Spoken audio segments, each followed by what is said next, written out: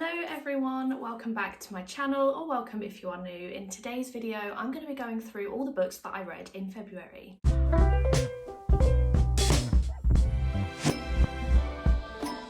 I feel like I haven't uploaded for absolutely ages, but I feel like I'm getting back on track now, and I'm hoping to get videos uploaded regularly and stick to somewhat of a schedule, but we'll see how that goes. So yeah, today's video is going to be my February wrap up. I didn't read that many books, but the books I did read were top tier for the most part. I only read 6 books, which for me isn't a lot, but then I guess when you compare it to more recent months, it pretty much tracks. I used to read probably at least 10 books a month. This month I only read 6. While I have said that I would like to prioritise quality over quantity, I would like to read a few more books in a month. I think the problem is that I was spending far too much time scrolling on TikTok and not prioritising reading when I should be. So yeah, I'm just going to go through the books that I read in the order that I read them, and because I didn't read too many books, this is going to be a short but sweet one, but you'll see in the ratings that I had an absolutely fabulous time. So the first book that I read in February was Blood Sugar by Sasha Rothchild, and this was actually my lowest rated book of the month. I rated this one a 3-star. I liked it, but it was completely not what I was expecting. Reading the synopsis, I thought this was going to be more of a thriller, but I would say it's more of a character study of this woman. So this book is about this woman who has killed multiple people in the past, but her husband has died, and she is suspected of killing her husband when she didn't, but she has committed other murders. So she's being accused for a murder she didn't commit, but she has committed murder, if you get what I'm saying. Based on that synopsis, I thought this was going to be a bit more of a thriller, a bit more exciting, but it definitely is just like a character study about this woman. I found it really interesting to begin with. We go through who she killed, why she killed them, and some of them make sense, but I feel like after a while it just got a little bit boring. The pacing was a little bit off for me. It just seemed to be a little bit too slow, and to be honest, I don't think it's that memorable because I can't remember too much about it other than the fact that I got a little bit bored by it. So yeah, not the best one to start the month with. But then I read Valley of the Dolls by Jacqueline Susann, and this one I rated 4.5 stars. I loved this book. This is about these 3 women living in New York. They are called Anne, Neely and Jennifer, and this is essentially about women and societal expectations of them, especially at the time that it was written, which was in the 1960s. So Anne is kind of straying away from the societal norms that are set upon her. She wants to marry for love, not because it is the right thing to do. She's not just going to marry anyone, which is what people are encouraging her to do. She wants it to be for love. So she leaves her small town and goes to New York, where she meets this man and she falls head over heels in love with him, and no one else compares, essentially. And he also does feel the same about her, but he's not really into the whole marriage thing. So she then focuses more on her career, and then we have Neely, who she's the youngest. She's definitely most fiery. She is quite an unlikable character, to be honest. At first, I was giving her the benefit of the doubt because she was young, but I found her to become quite irritating. And then we've got Jennifer, who I loved in this. She is known for her body. Her body is all that she's really famous for. She is an actress, but her body is what's getting her these jobs and these roles. She goes through so much in this book, and again, she, at the start, thinks that marrying someone that loves her rather than the other way around will be absolutely fine. But then she actually does meet someone that she falls in love with, but then goes through an incredibly difficult time. It's so sad. I absolutely loved this book, and I feel like it had so much to say, especially for the time that it was written. I will say there is some language used in this book which I didn't really appreciate, but I am giving it the benefit of the doubt that it is because of when it was written. If those words or phrases were used in a book written today, I'd probably feel a bit differently, but it's a hard one, I think, drawing the line between what is acceptable and what isn't. But because this was written in the 1960s, I am giving it the benefit of the doubt. I don't know whether it was intentional, because the characters that were saying these things were the unlikable characters in the book, so I don't know if it was intentional or not. But yeah, so I didn't particularly like that. And then the other thing I really didn't like was the ending. I've kind of missed an extremely important part of the book, which is these dolls, which are pills that Neely particularly becomes absolutely hooked on, but Jennifer is on them as well. And yeah, there's a large part of that to do with the ending, and I just didn't like it. I really didn't like it, and it really got on my nerves. I was like, really? We go through all of that just for this to happen at the end? I feel like it kind of strayed away from the message of the book, but I couldn't knock it too much because I absolutely loved the rest. So yeah, like I say, a 4.5 star. I just wish certain things happened to some characters, not to others. Unfortunately, didn't like the end, but an absolutely incredible book nonetheless. Then I read Anxious People by Fredrik Backman, and I absolutely love this book.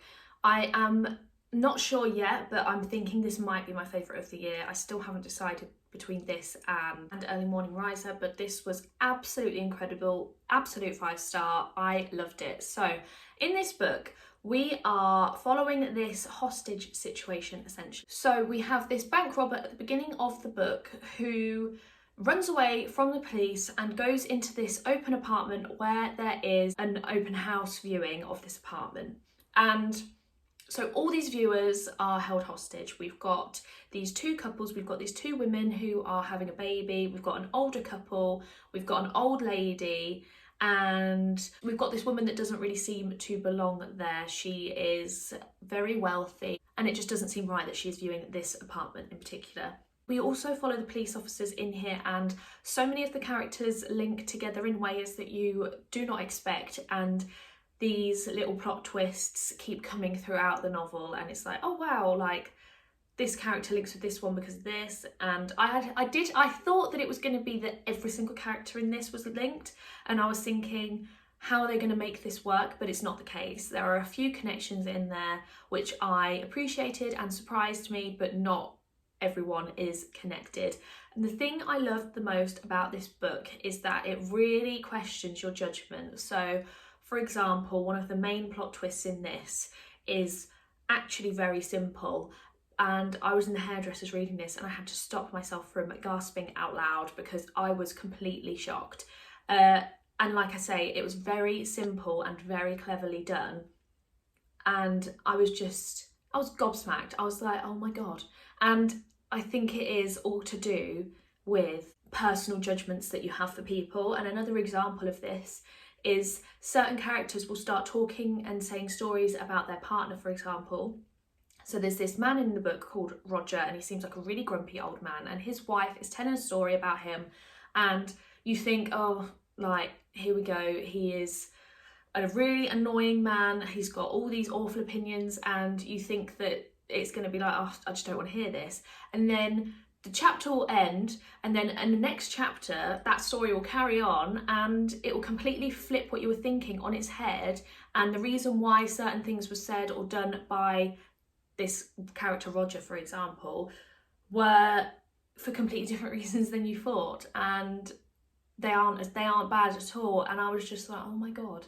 So it really, especially for me anyway, it really questioned my judgment, and I was thinking, hang on a second, I'm having all these preconceived ideas about these people based on nothing. And yeah, it was just absolutely wild, and it's really actually changed the way that I think about people in real life. So this book really changed my outlook and mindset, and I just think it was absolutely incredible. Definitely some plot twists in here. It's not like a thriller. It is kind of a mystery, but not. I'd say it's more of like a literary contemporary fiction story with mystery elements, but it absolutely surprised me, and I didn't think I was going to love it as much as I did, so it was a real pleasant surprise. I loved it so much. Then I read another 5-star, and it was The Confession by Jessie Burton. This one is about this woman called Elise who meets this author called Constance, and they fall in love and things happen, and we know that something's gone wrong because we are also following a character called Rose who is in her 30s, and Elise is her mother. And she's trying to find her mother because she's never known her, she's never met her, she's been brought up by her dad. And her dad tells her that if she wants answers, she's going to have to go to Constance to find them. She ends up meeting Constance and ends up forming a relationship with her, not in the best of circumstances, but entertaining nonetheless. Yeah, this one was really, really good. I really, really, really liked the characters, and I feel like they were unlikable, especially Constance and Elise, but you couldn't help but feel for them, and you couldn't help but understand where they were coming from, and that's what I really appreciated. Elise, I felt so sorry for her. She was just completely out of her depth. Constance is this amazing author travelling over the world. Her book's being adapted into a movie and she's just living it up, and Elise is just there. She doesn't really know what she's doing. She feels completely isolated and lonely despite being surrounded by all these people going to all these amazing places. So I really felt for her, but then also we have this strong independent woman in Constance, and you kind of just want her to succeed at the same time. She's very, very strong-willed, knows what she wants, and she's quite selfish, but in a way that I can appreciate, because she just goes after what she wants. It's like it's her life, she's going to live it the way she wants to. So I really liked that. I also did really like Rose. I thought she was great, and I appreciated the way this ended. I won't give anything away, but I did appreciate the way that this ended. I feel like it was Rose finding herself more than anything else in this book. There were found family aspects in this because Rose and Constance became very close throughout, and it was just lovely to read.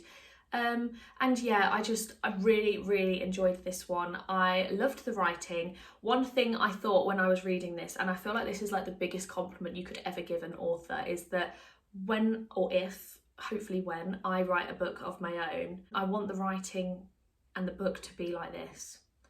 I loved it that much. So I feel like that just goes to show how incredible this is.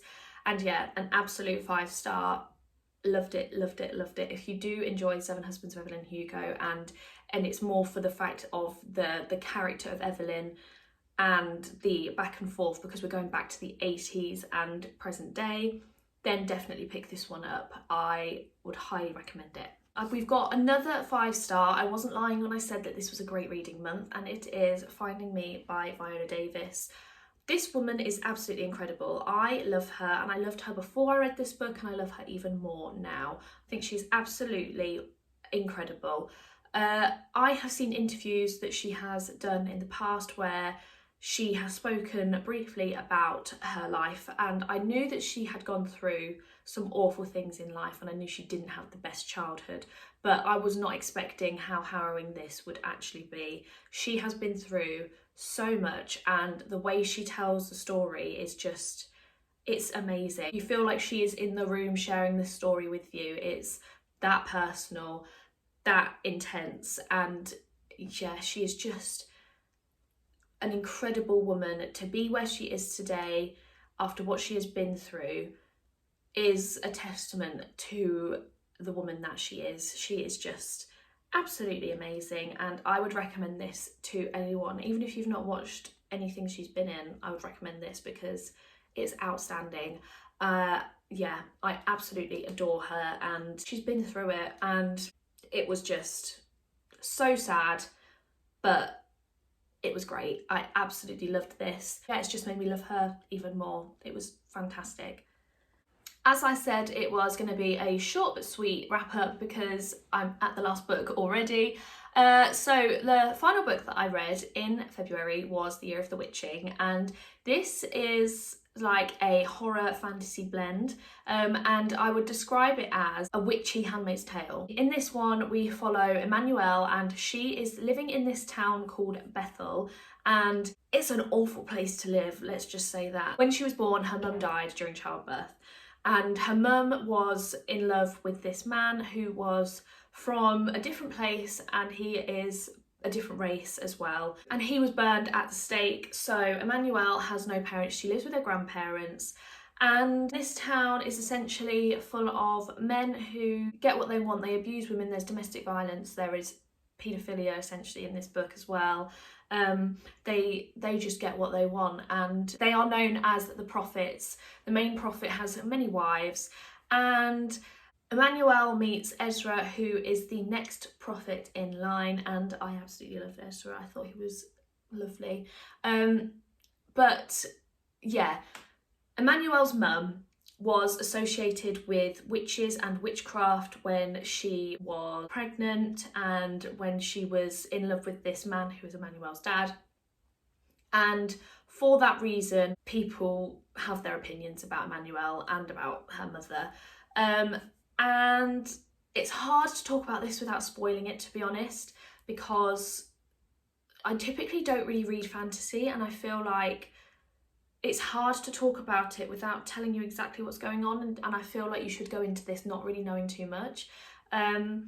But let's just say Emmanuelle's mother was associated with witches and witchcraft before she died, and Emmanuelle feels very drawn to that. This one is so full of action. The atmosphere was incredible in this one. It was so eerie, so good. I read the ebook and it was probably like 5% of the book where I felt a little lull, and then all of a sudden we picked back up again and I loved it. I really enjoyed the relationship between Emmanuelle and Ezra, and yeah, this book is just sad in places as well. It's very intense, and I thought it was incredible. If you're not particularly a fantasy reader but you enjoy horror, I would still give this one a go, because the fantasy elements in this aren't too strong. It's mainly just the fact that it is witchy. But yeah, so good, and I would highly recommend it. I know there's going to be a second book, but I think people have been waiting for a really long time for it, and there's no mention of it. I will absolutely be continuing on in the series when that book is released. So yeah, 4.5 stars. Absolutely loved it. So there we have it. Those are the 6 books that I read in February. Definitely a short but sweet wrap up. I'm aiming for at least 10 books in March. I'm really keeping my fingers crossed. I'm hoping so, because my reading goal is 100 books, and while I have said I want to value quality over quantity, I still want to be reading more, and I need to stop scrolling on TikTok. So maybe I could do a vlog where I replace TikTok time with reading time. That might be quite fun. Before I go, I'm just going to quickly do something that I have been doing more on a personal level, just to be getting through the books that are on my shelves. And I have this jar which is full of the books on my physical TBR. It's not got the newest books that I bought, but all the books that were in my previous book haul are in here. I have got a few more recently since then.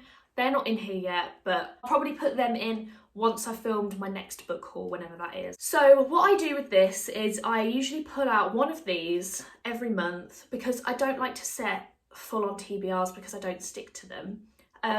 But I do want to be holding myself to actually reading the books that I've got on my shelves, instead of just buying new ones and reading them, or just reading books on my Kindle and things like that.